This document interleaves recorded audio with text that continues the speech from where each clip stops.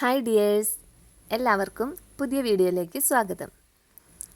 അപ്പോൾ ഇന്ന് രാവിലെ തന്നെ ഞാൻ കുറച്ച് അപ്പത്തിൻ്റെ മാവ് ഫ്രിഡ്ജിലിരിപ്പുണ്ടായിട്ട് അപ്പോൾ അതെടുത്ത് തണുപ്പ് മാറാനായിട്ട് പുറത്തേക്ക് വെച്ചതാണ്. അപ്പോൾ ഇന്ന് ബ്രേക്ക്ഫാസ്റ്റിന് അപ്പം ഉണ്ടാക്കാൻ വേണ്ടിയിട്ടാണ്.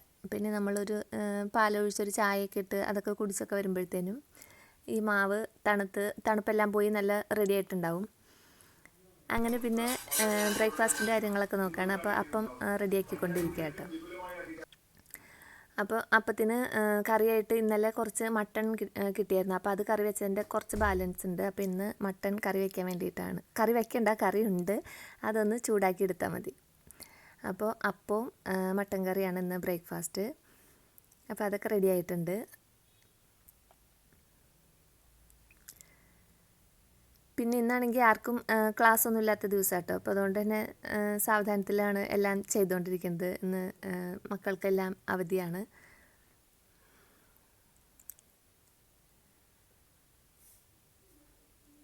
അപ്പോൾ ഇന്ന് കുറച്ച് ക്ലീനിങ് ഒക്കെ ചെയ്യണമെന്ന് വിചാരിച്ചിട്ടുണ്ട് കേട്ടോ. പിന്നെയാണെങ്കിൽ ഇനി നോമ്പൊക്കെ ആവാറായിട്ടുണ്ട്. അപ്പോൾ അതിന് മുന്നോടിയായിട്ട് കുറേ ക്ലീനിങ്ങുകളൊക്കെ ഉണ്ട്. ഡീപ്പ് ക്ലീനിങ് ഒക്കെ നോമ്പാവുമ്പോഴാണ് ചെയ്യാറ്. അപ്പോൾ അതൊക്കെ കുറേശ്ശായിട്ട് ഓരോന്നായിട്ടൊക്കെ ചെയ്യണം. അപ്പോൾ ഇന്ന് കുറച്ചൊക്കെ ക്ലീനിങ് ഒക്കെ ചെയ്യണം എന്നൊക്കെ വിചാരിച്ചിരിക്കുകയാണ്.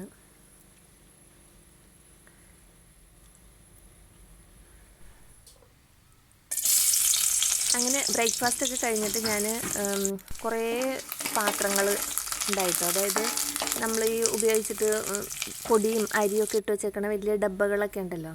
അപ്പോൾ അതൊക്കെ ഇങ്ങനെ അധികം മുഷിപ്പൊന്നുമില്ല, എന്നാലും നമ്മൾ യൂസ് ചെയ്തിട്ട് അതിൻ്റെ ഉള്ളൊക്കെ ഒന്നുകൂടി കഴുകി വെയിലത്ത് വെച്ച് ഉണക്കി എടുത്തു കഴിഞ്ഞാൽ നല്ല ക്ലീനായിട്ട് തന്നെ ഇരുന്നോളൂ. അപ്പോൾ അതൊക്കെ ഞാൻ കൊണ്ടുപോയി കഴുകി വെയിലത്തേക്ക് വെച്ചിട്ടുണ്ട്.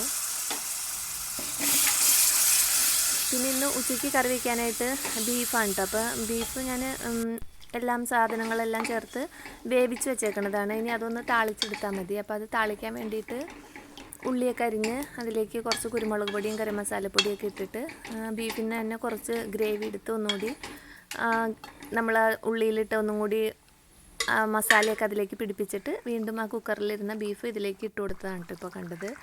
അപ്പോൾ അങ്ങനെ ബീഫിൻ്റെ കറി ഇനി അവിടെ ഇരുന്ന് വറ്റി റെഡി ആവട്ടെ. അപ്പോൾ നമുക്ക് എന്തോരം ഗ്രേവി വേണം അതിനനുസരിച്ച് വറ്റിച്ചെടുത്താൽ മതി. പിന്നെ പപ്പടവും കൂടി ഞാനിപ്പുറത്ത് ഫ്രൈ ചെയ്ത് വെച്ചിട്ടുണ്ട് കേട്ടോ. പിന്നെ മോളാണെങ്കിൽ അപ്പുറം തൈരിലേക്ക് സവാളയൊക്കെ അരിഞ്ഞ് പച്ചമുളകൊക്കെ ഇട്ട് അതും എടുക്കുന്നുണ്ട്. അങ്ങനെ ഊണിൻ്റെ കാര്യങ്ങളൊക്കെ കഴിഞ്ഞു. ഊണൊക്കെ കഴിച്ചിട്ടുണ്ട് കേട്ടോ എല്ലാവരും. പിന്നെ ഇനിയിപ്പോൾ ഇതൊരു വൈകുന്നേര സമയമാണ്. അപ്പോൾ ഞാൻ ആമ്പലിൻ്റെ തൈകൾ നട്ടിട്ടുണ്ടായി. ഇതിങ്ങനെ വലിയ ആമ്പൽപ്പൂക്കളല്ല, ചെറിയ ആമ്പൽപ്പൂക്കളാണ്. പക്ഷേ നല്ല ഭംഗിയാണ് അത് വിരിഞ്ഞ് നിൽക്കണ കാണാൻ. അപ്പോൾ ഇതിനകത്ത് 2 ചട്ടിയിലായിട്ട് ഇത് നട്ടേക്കുന്നത്. അപ്പോൾ എന്താണെന്ന് വെച്ച് കഴിഞ്ഞാൽ ഈ കാക്കകളും കിളികളൊക്കെ വന്ന് ഇതിൽ നിന്ന് ഇങ്ങനെ വെള്ളം കുടിച്ച് പോകട്ടെ. അപ്പോൾ ഞാൻ ഈ ചൂലുണ്ട്, ഇത് ഇവിടെ ഉമ്മ ഉണ്ടാക്കുന്ന ചൂലാട്ടോ. അപ്പോൾ അടയ്ക്കാമരത്തിൻ്റെ ഓല വെച്ചുണ്ടാക്കണതാണ്. ഇതിപ്പോൾ കുറ്റിയായി, പക്ഷേ ഇത് കുറ്റിയായി വരുന്തോറും ഇതുകൊണ്ട് അടിക്കാൻ നല്ല സുഖമാട്ടോ. അപ്പോൾ ഞാൻ അടുപ്പിൻ്റെ വിറകടുപ്പ് കത്തിക്കുന്നിടത്ത് ആ തിണ്ണയും ഇതുപോലെയുള്ള സ്റ്റെപ്പും സ്റ്റെയറും ഒക്കെ തൂക്കാൻ നല്ല സുഖമാണ്. ഒരു ബ്രഷിൻ്റെ ഫലം ചെയ്യേണ്ടിട്ടത്. അപ്പോൾ അത് അങ്ങനെ കളയാതെ വെച്ചേക്കാണ് കുറ്റിയായാലും. പിന്നെ ഈ ആമ്പലിനെ എനിക്ക് ഈ ബേസണിലേക്ക് നടാൻ വേണ്ടിയിട്ടാണ്. അപ്പോൾ ഇത് പൊട്ടിപ്പോയി.